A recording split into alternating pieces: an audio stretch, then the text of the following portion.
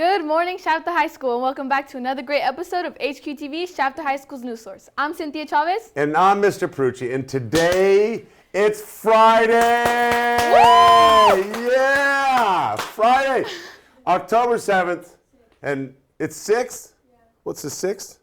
It's October 6th. Tomorrow is October 7th, so you can enjoy October 7th tomorrow. You can watch this back tomorrow, and maybe tomorrow will be better because it'll say October 7th. Anyways, today is October 6th, Friday, and let's see what's going on in our general community. We have a message from Mr. Shipley and our administrative team about a touchy subject.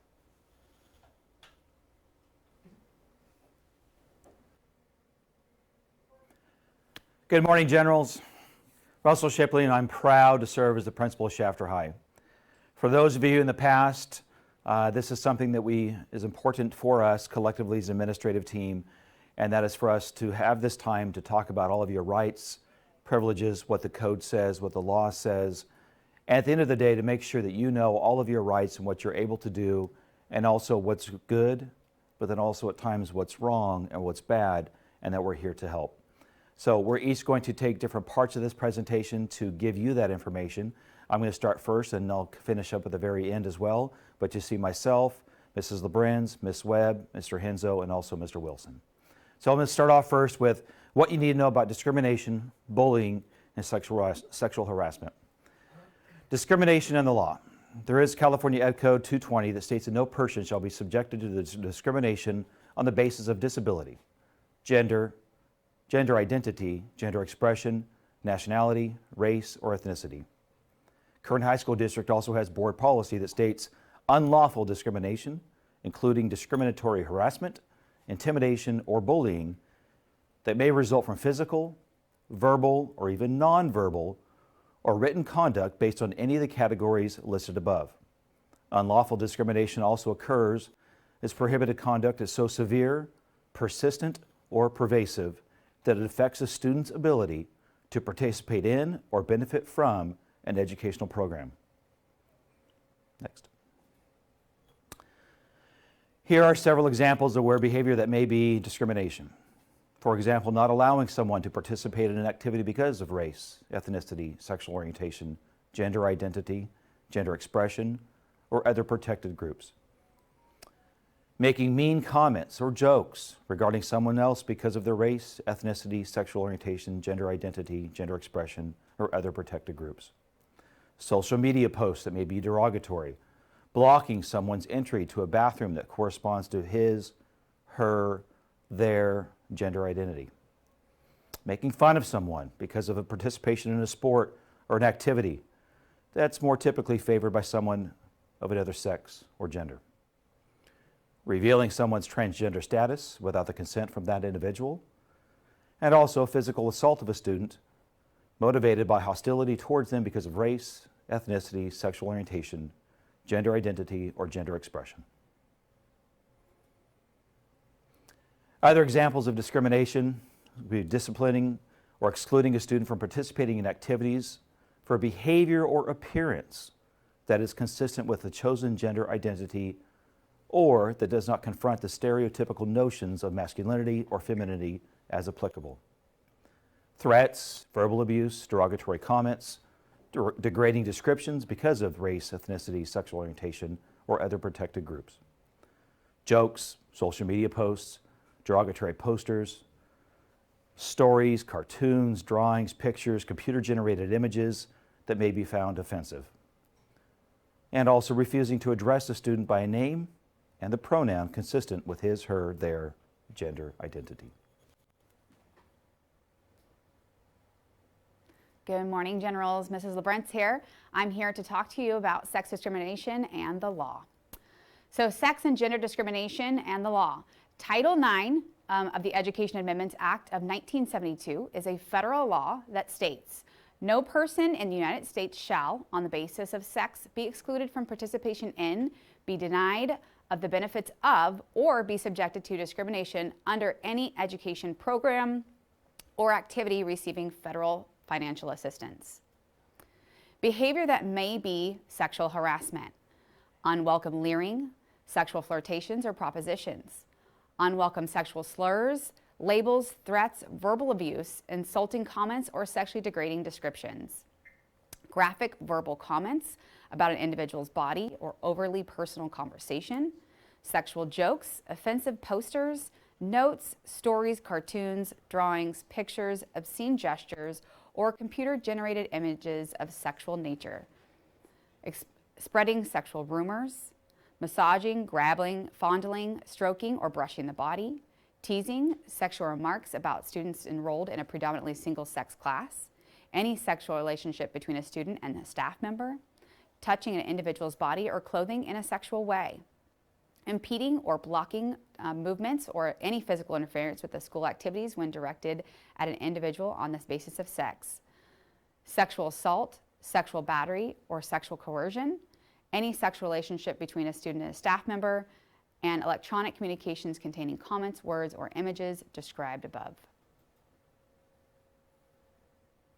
Sexual harassment is not allowed. Reports can be verbal or written to any school employee. All sexual harassment allegations must be investigated regardless of any separate rule violation involving a victim of any person reporting of a sexual harassment incident. All rules or policy violations will be addressed separately and will not affect the manner in which the sexual harassment complaint will be received, investigated, or resolved. The district will take immediate action to stop the sexual harassment and will take interim measures to provide support and ensure a safe school environment for a student who is the complainant or a victim of sexual harassment during an investigation. Efforts will be made not to disadvantage the complainant or victim of the alleged sexual harassment when interim measures are taken.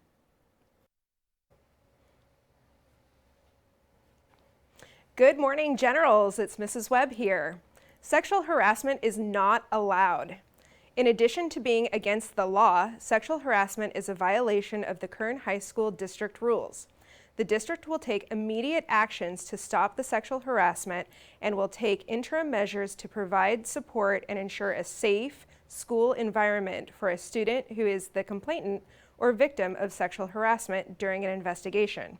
Sexual assault and dating violence is considered sexual harassment. All reports of sexual harassment will be taken seriously and investigated. All sexual harassment allegations will be investigated regardless of any rule or violation involving a victim or any other person reporting a sexual harassment incident. Your safety is our primary concern. Retaliation for reporting will not be tolerated. Students also have the right to file a civil or criminal complaint. Additional information about sexual harassment can be found on the Kern High School District website at www.kernhigh.org. Good morning, Generals. We're going to continue on with our presentation here. So the next slide we're going to be going over is no one is allowed to harass, intimidate, or bully you because of your race, color, ancestry, nationality, immigration status, ethnic group identification, age, physical or mental disability, medical information, religion, marital status, pregnancy and related conditions, political affiliation, military or veteran status, homelessness, foster status, LGBTQ plus status, sex, sexual orientation, gender, transgender, gender transition, gender nonconforming, gender identity, gender expression, genetic information, and association with a person or group with one or more of these actual or perceived characteristics. Bullying harms everyone. Bullying is an unwanted, aggressive behavior that involves a real or perceived imbalance of power between individuals with the intent to cause emotional or physical harm. Bullying can be physical, verbal, or social relational. Bullying involves repetition of a deliberate act. Students who are the target of bullying behavior and those who exhibit bullying behavior toward others may suffer serious, lasting consequences. Bullying is a deliberate act to cause emotional or physical harm to another individual, an imbalance of power. Those who bully use their power, such as physical strength, access to embarrassing information, or popularity, to control or harm others. Power imbalances can change over time and vary in different situations, even if they involve the same people. And also repetition. Bullying behaviors that occur more than one time or have the potential to happen more than once. And some examples of bullying. Physical bullying, such as hitting, kicking, pinching, spitting, tripping, pushing, taking or breaking someone's possessions, or making cruel or rude hand gestures. Verbal bullying, saying or writing hurtful things such as teasing, name-calling, inappropriate sexual comments, taunting, or threats to cause harm.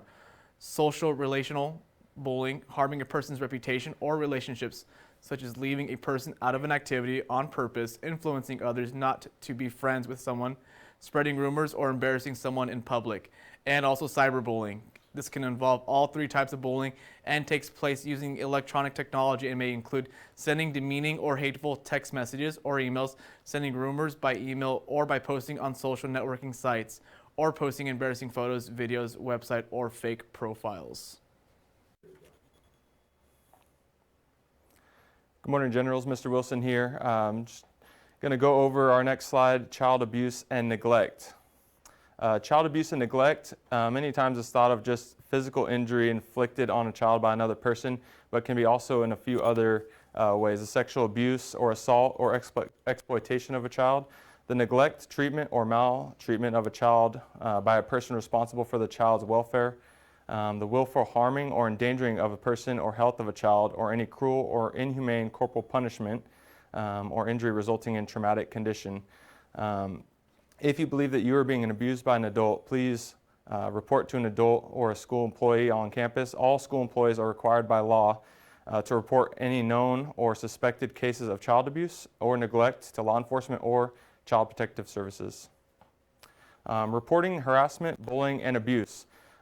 Please, guys, if you see any of these things that we've talked about today, report it if it happens to you or you see it happening to anyone else. Report to any school employee, principal, dean, counselor, teacher, or any staff member that you trust on campus. Report to your parents or trusted family member. Report directly to the current high school district equity compliance officer or Title IX coordinator Debbie Thompson, Dr. Debbie Thompson, at the number there or at the email provided. Even if a separate rule is being violated when the sexual harassment occurred, that will not prevent the impact of the investigation of any of these things reported. And again, retaliation against you for reporting is not tolerated by us on campus. We have plenty of these forms around campus for you guys to scan and report any of these things that you see that we talked about today. So please utilize any of these. We're here to support you guys and protect you here on campus. All right, Generals. I know at times presentations like this and information like this, I know this took some time, and we do want to say thank you for taking that time and listening and having that attentiveness to what we just discussed. Many of us have known ourselves as we've grown up together, the camaraderie we have here at Shafter High, and we know wholeheartedly there's somebody here on this campus, and you know someone that you can go to help. Whatever that may be, from sexual harassment to bullying to child neglect to everything that we just discussed, we take these matters very, very seriously. A gentleman by the name of Dean Jawala, he's the director of all things Title IX and compliance, and he and I work closely together on cases as it comes our way or we're made aware of. And we are here to help. So with that, thank you again for this time. Please reach out. Please let us know. Simply put, say something, because we're always here to help and make sure you're taken care of. Thank you again, Generals. Woo! Wow. Oh. Hey, Maxine. so, yeah, man. Now we try to wake you back up. Hey, we got some stuff going on in the theater. Shafter Drama Club presents this hauntingly terrific show October 12th and 13th at 7 p.m. and Saturday, October 14th at 2 p.m. Come and join the family and hang out with all the Adams and all their kooky ancestors as they dance and sing and burrowing like little monsters into your soul. To get into the Adams Family Crypt, it costs $7 for students and $10 for adults and non-students. Anyone under 5 is free. You should really go. They're doing a really good job. It's a fun show. It's entertaining, great singing, great dancing, and just a fun story. If you know anything about the Addams Family at all, it's pretty good. If you watch the show, is it Wednesday? Is that the Netflix show? Okay, it's kind of based around, it's Wednesdays in it. It's just, yeah, it's a lot of fun.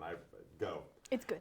Hey, we have Life Touch retakes today in the old gym from 8:30 to 1. So if you looked in the yearbook last year, and you're like, my picture's bad.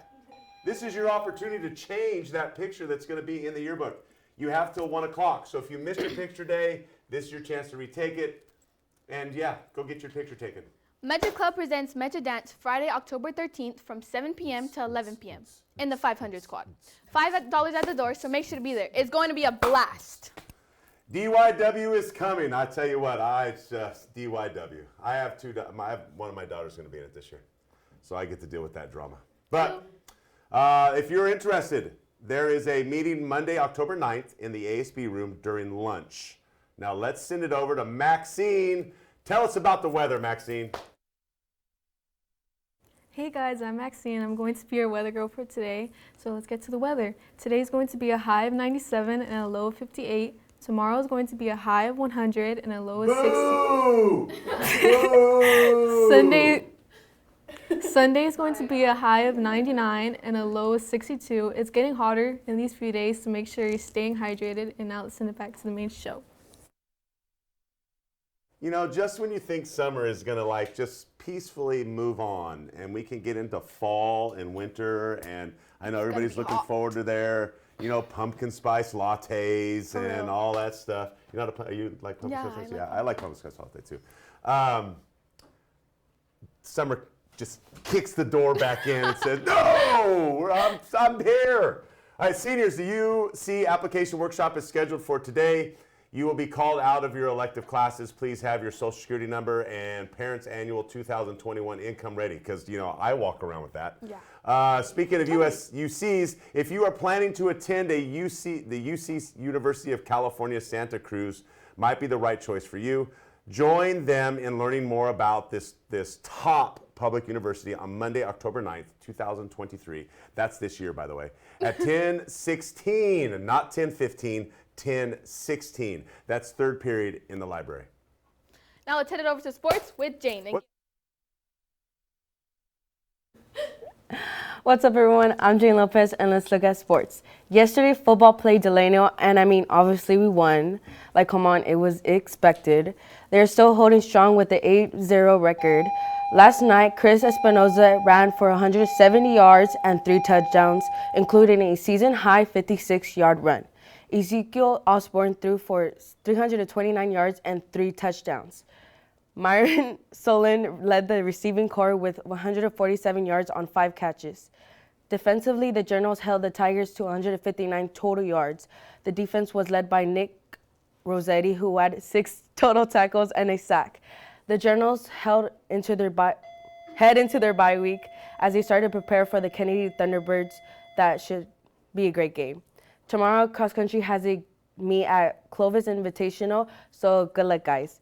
Girls wrestling. First practice will start Tuesday, October 10th at 3:45. Meet outside of the old gym by Ponch's office. All wrestlers must be cleared with Mrs. G in the athletic office before coming out of practice. There is also fall sports on the 11th, so next week, so plan accordingly. That's it for sports, and let's head back to the main show. You do your pictures? Are you a buddy picture person? No? Just take your individual one and be done? Yeah, I've always liked the buddy picture thing, and then they get like really wonky and goofy with the different stuff that they do with poses and things. Yeah, it can get a little much. What's funny is that my guys are like the worst. You would think that the girls are worse? No, my guys are like, they'll do some stupid stuff. The Ron Bobby Stuff meets on Tuesday and Thursdays at 3:30 to 5 in room 301. The Art Club meets on Tuesdays during lunch at 8:01. Students, tutoring is open and it is available Monday through Thursday in the library. Morning sessions are from 7:30 to 8:20 and afternoon sessions are from 3:30 to 5. And hey, just about that, grade books close for most teachers next Friday. The quarter's over next Friday, so get in and get yourself some help with tutoring. Hey, on that note, Generals, have a super General weekend. Yes. Hey, first Friday tonight. Went down at downtown for Shafter. If you're not doing anything, go down and have some fun. There's an open mic. I expect to see Cynthia singing. Tune in Monday for another great episode of Hqtv. Shafter High School's news source.